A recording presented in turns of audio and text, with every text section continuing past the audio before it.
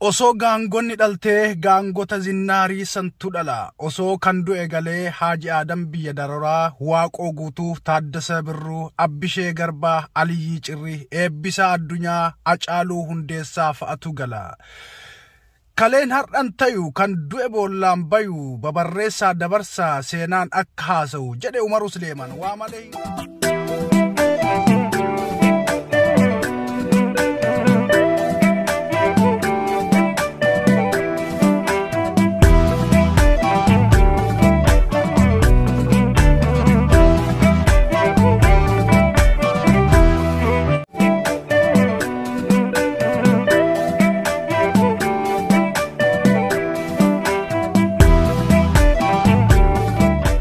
Ashama harka fuune ilmaan Oromoo eedila addunyaa kanarratti argamtan hundi keessan bakkuma jirtanitti nageenyi koo kan kabajaa kan onnerraa madde isinaa dhaqqabuun isiniin jedha an mootii miidiyaadha. Warroonni mootii miidiyaadhaaf haaraa taatan subscribe gochuudhaan maatii kennatti dabalama. Kanneen armaan dura nu faana turtan ammas irra deebiidhaan baga nagaan gara chaanaala kanatti dhuftan like share gochuudhaan nu jajjabeessa. Oduu gammachiisaadha amma kan isiniin dhageessifnu viidiyoolee adda addaas isinii seensisuuf ni yaala.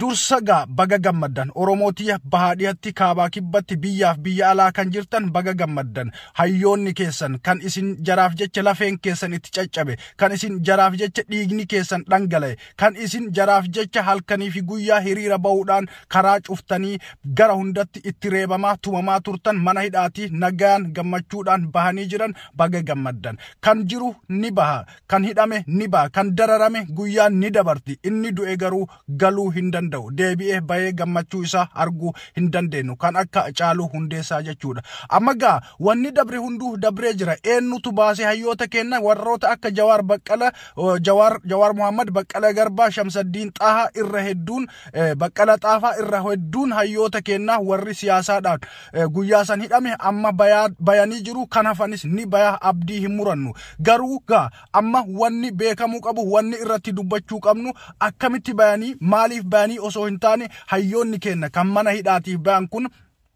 erga bayanii akkamitti eeggachuudha qabna. Baay'insa isaanii kana duuba maaltu jira? Shira akkamittu jira? Erga bayanii booda deebisanii mana hidhaatti akkuma hayyoota kenna kan hoggantoota adda bilisummaa Oromoodha har'a hiikanii boru mana hidhaatti raruudha. Seenaan akkasii way uumamaa. Akka seenaan akkasii sun hin uumamneef maal gochuudha qabna? Wanta jedhu irratti Oromoon bakka jiru gurmaa'ee tokko ta'ee tokkummaa isaatiin ka'ee wal faana dhaabbatee wal cinaa dhaabbatee wal jala hiriiree akkuma duraan girrisaa jedhanii maqaa nutti baasanitti girrisnee yaanee kararraa iyyinee sirbinee deebi'uu duwwaa osoo hin taane gadi teennee ilaa fi ilaameen wal dhageeffannee wal jala yaanee wanta tokko itti godhuudha qabna. Wanni guddaan aangoo qabachuu miti. Bakkoo aangoo taa'anii achirraa nama hogganuu miti. Hoggana ofii bakkuma jirutti dhagayuun hedduu barbaachisaadha. Namni siyaasaa namni aangoorra jiru akka fedhe godha. Har'a ni hiika boru ni hidha. Yoo fedhe ni ajjeesa fedhu ni ajjeesisa. Kana yoomuu dagachuu hin qabnu. Kun Oromoof haaraa miti. Oromoon kalees ajjeesifamaa ture,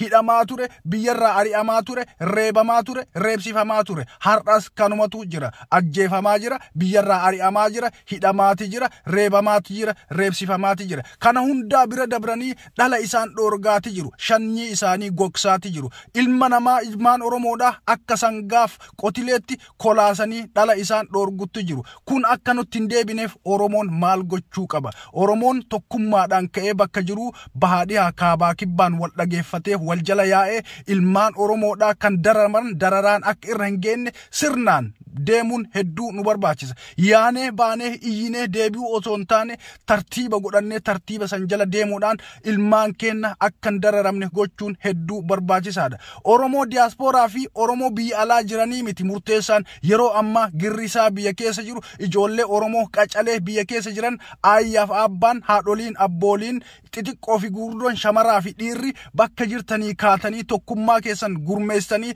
tokkummaadhaan hayyoota keessan eeggachuun hedduu barbaachisaadha. Akkuma armaan dura yaadataa turtan Jawaar fa'a gadhiisuu miti. Mana Jawaar yeroo 3-4 itti deebi'anii fattashanii wantoota mana keessatti argatan fudhataati jiru. Guyyaa 3 guyyaa 4 dura maatii Jawaar Mohammad hunda isaanii mana hidhaatti guuraniiti jiru. Ammas gaa sababa qabu warroonni kun Jawaar fa'aa fi hayyoota kenna kan itti gadi dhiisan kan mana hidhaatti yaasan sababaani. Sababa kana ammoo maa inni wanta jedhu beekuun hedduu barbaachisaadha.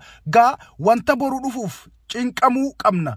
Isa kalee dabreef yaaduu osoo hin taane cinqamuu osoo hin tarre wanni kalee tare kalee fudhateeti kutee jira. Nuti kan cinqamuu qabnu kan boruutiif. Boruu maaltu dhufa? Fuulduree keenyatti maaltu nu eeggata? Isa jedhuuf hedduu cinqamuun barbaachisaadha.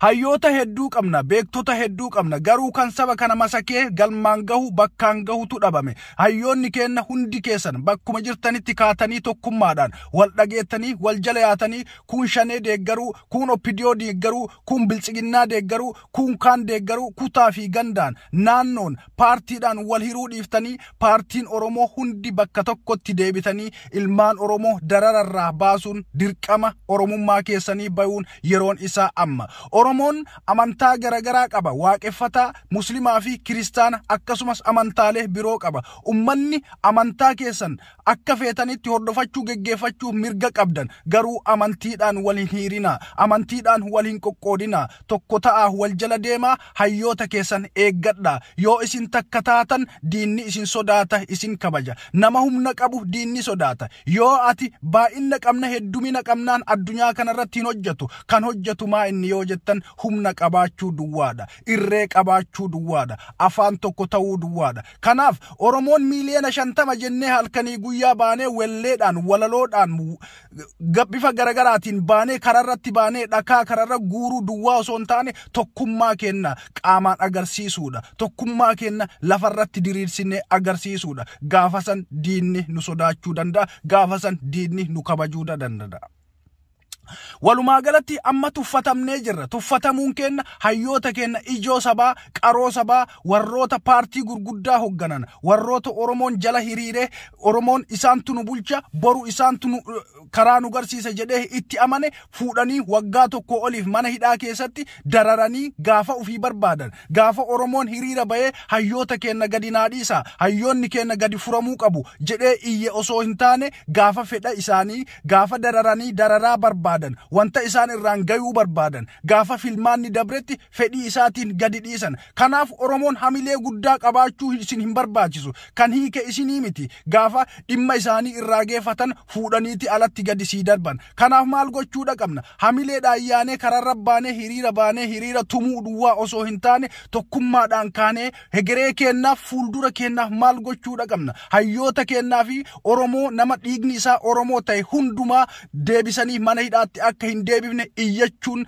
dirqama kenna yeroo ammaati. Kana duwwaa miti. Dhiigni Hacaaluu Hundeessaa dhangala'es akka nafneef Oromoon tokko ta'ee bakka jiruu ka'ee falmachuun dirqama isaati. Kana hundi kenna ofirratti beekuun hedduu barbaachisaadha. Egaa gammachuu hedduutu natti dhagame. Waa hedduu jechuun barbaada, waa hedduu jechuufan dhufes. Garuu kana ol viidiyoo isinirratti dheeressuun barbaachisaa miti. Dhugaa jirtu irratti hojjedhaa, dhugaa jirtuuf jiraadhaa. Dhugaaf jiraadhu, dhugaaf du'i. Kana qofa kan sin baasu. An kan isin faana ture mootii miidiyaadha. Yeroo biraa viidiyoo biraatiin walitti deebina. Galatooma hora bulaa deebana yeroo biraa wal agarra. Bye bye.